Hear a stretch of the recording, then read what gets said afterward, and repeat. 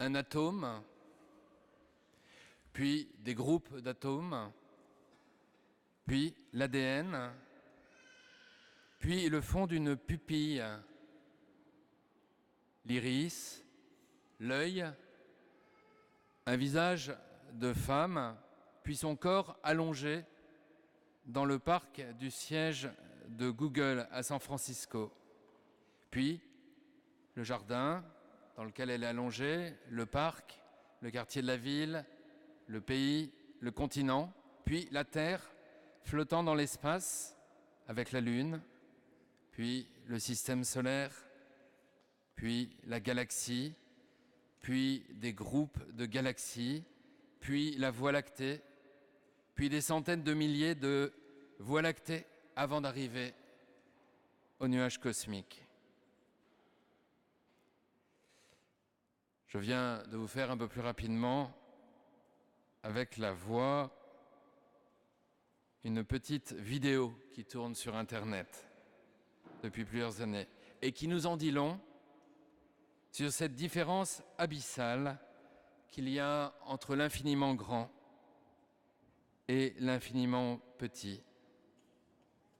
Alors, même si cela n'est pas très approprié à Dieu, qui dépasse encore infiniment notre soi-disant infiniment grand, j'aimerais que nous fassions le voyage dans l'autre sens de l'infiniment grand vers l'infiniment petit. Parce que c'est ce que nous fêtons finalement à Noël. Alors que le Créateur de l'univers, celui qui tient l'univers dans sa main, entreprend ce voyage, arrive au terme de ce voyage, de cette aventure folle qu'est l'incarnation. Il se fait si petit que son entrée dans l'univers nécessite la présence des anges, d'une troupe céleste innombrable. Les anges qui nous indiquent vers où regarder. Voici ce qu'ils disent aux bergers. Et voici le signe qui vous est donné. Vous trouverez un nouveau-né emmailloté et couché dans une mangeoire. C'est le signe de l'enfant qui est donné au berger. Quand on veut comprendre quelque chose, c'est important d'avoir des signes qui nous permettent d'en saisir le sens. Un signe, c'est en effet un geste, une parole, un objet qui nous oriente vers quelque chose de plus grand.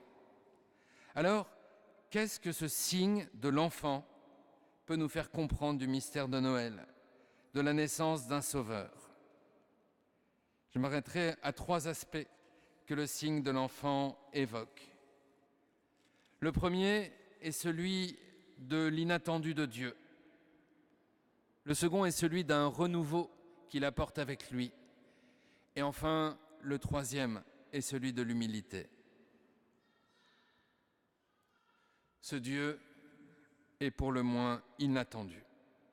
Qu'est-ce qui est inattendu dans la venue d'un enfant aujourd'hui? On pourrait dire beaucoup moins de choses qu'autrefois. Aujourd'hui, souvent, ce n'est pas toujours le cas, on connaît le sexe de l'enfant avant sa naissance.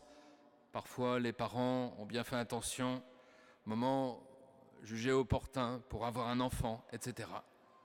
Pour la venue du Sauveur dans notre monde, en est-il de même?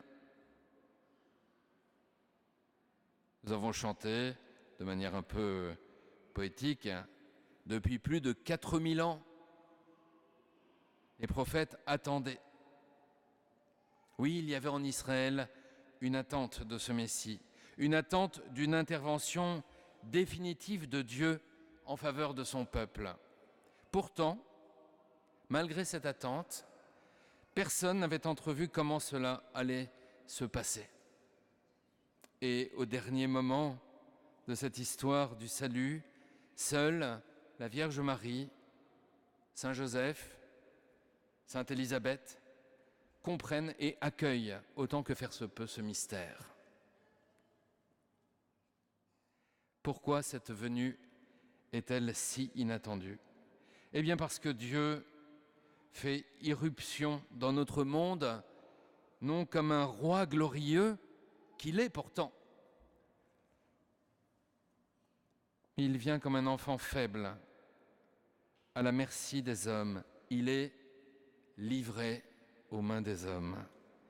Il vient au cœur des ténèbres épaisses, à la minuit de l'histoire. Notre Dieu ainsi se fait proche en commençant sa vie terrestre comme tout autre être humain.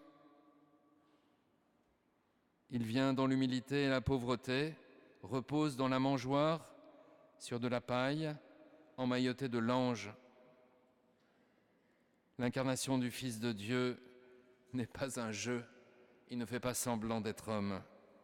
C'est une naissance, certes, mais c'est aussi une noce. En la personne de Jésus, Dieu vient habiter notre terre et en l'habitant, il vient l'épouser et la sauver. Cet inattendu par lequel Dieu surprend l'humanité doit encore nous surprendre aujourd'hui. Aujourd'hui, un sauveur nous est né, avons-nous chanté dans le psaume. C'est dire combien cette naissance, advenue il y a plus de 2000 ans, se continue dans notre histoire. Sa naissance vient nous ouvrir le cœur et les yeux sur cet infiniment petit de nos existences et celle de nos frères, quels qu'ils soient. Si on pense à cet aspect du signe de l'enfant, on comprend que Dieu nous donne son Fils non seulement pour une fois, mais pour tout le temps. Il naît à Bethléem au temps de l'empereur Auguste, mais il continue de naître chaque jour dans le cœur de ceux et celles qui le reçoivent. Quand nous ressentons cela dans notre vie, quelle surprise et quelle joie. Oui, chers frères et sœurs, Dieu veut naître en chacune de nos vies. Dieu veut naître en chacune de nos vies. Serons-nous comme le sein maternel de Marie? Serons-nous comme la crèche de Bethléem? Quel que soit le cas, le désir de Dieu est de naître en nos vies.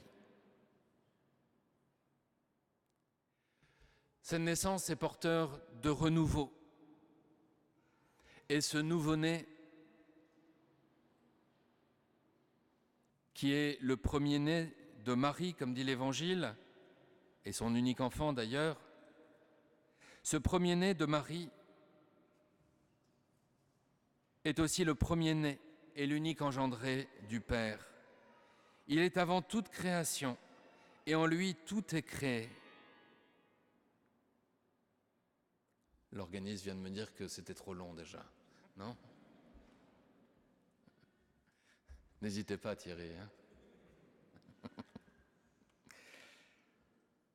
Le premier-né de Dieu est le nouveau-né de Marie. En lui, le nouveau-né, tout renaît. Il est à la base de la création nouvelle. Jésus, en entrant dans le monde, vient réparer l'humanité éloignée de Dieu, certes, mais il vient aussi et surtout l'amener jusqu'en Dieu. Il se fait homme pour que l'homme devienne Dieu, c'est-à-dire vive de la propre vie de Dieu. La Vierge Marie, en mettant au monde son Fils, se trouve elle-même engagée comme renouvelée vis-à-vis de sa propre vocation. Elle demeurera jusqu'à la croix mère et deviendra même mère de tous les frères de Jésus-Christ au Golgotha. En Jésus, tout sort de la corruption, tout naît à nouveau. Alors que le vieillissement de nos cœurs et de nos corps trouve en cette nuit très sainte la joie du renouvellement radical que le Seigneur vient y apporter par sa naissance parmi les hommes. Troisième signe de cet enfant emmailloté, c'est celui de l'humilité. L'invitation des anges à aller voir le nouveau-né de Bethléem est bien étrange. On aurait aimé que cette entrée dans le monde, cette naissance, soit revêtue d'un signe extraordinaire qui emporte l'adhésion de tous. Non. Le seul signe qui sera donné, c'est celui d'un nouveau-né. C'est étrange. Comment ne pas voir ici une invitation divine à regarder l'ordinaire de nos vies comme un lieu de révélation de sa présence? Comment ne pas découvrir dans les ténèbres de notre monde et de nos existences la lumière qui existe? En ce monde où la maternité est souvent décriée, voire niée, quelle joie doit habiter notre cœur devant la naissance d'un enfant, devant le miracle que cela représente à chaque fois. Quelle émotion au simple niveau humain. Mais quelle immense et incommensurable émotion doit saisir notre cœur alors que Dieu lui-même emprunte ce chemin commun à nous tous. Le signe étrange que Dieu donne par les anges aux bergers n'est pas un contre-signe. Il nous dit, si tu veux me voir, serre ton frère, aime-le, et s'il est tout petit, tu m'y verras encore mieux. En se faisant ce signe si petit, Dieu nous invite à l'adoration. Au summum de l'humanité, il ne nous montre pas un guerrier puissant ou un despote tyrannique, il n'est pas drapé de soieries et de brocarts. De simples langes entourent le tout petit. Le très haut s'est fait le très bas. Et cela reste pour nous tous une invitation à toujours nous abaisser joyeusement jusqu'au don de nous-mêmes.